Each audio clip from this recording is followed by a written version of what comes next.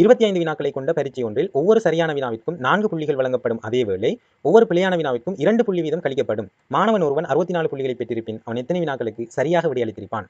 இங்க பாருங்க, சரியான வினாவுக்கு 4 புள்ளி வழங்குறாங்க. மொத்த கேள்வி 25 தான் இருக்குது.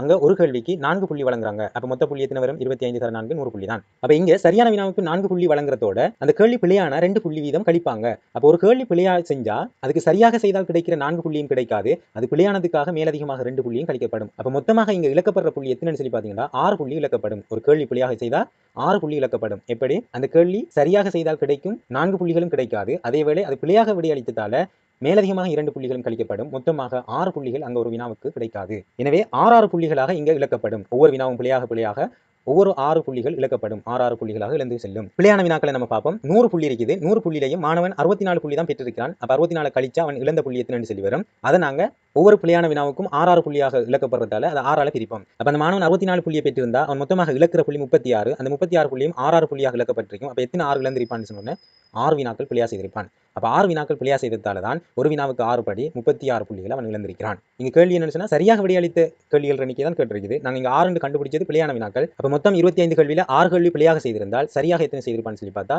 19 கேள்வி சரியாக செய்திருப்பான். ஆகவே இந்த கேள்விக்கான விடை 19.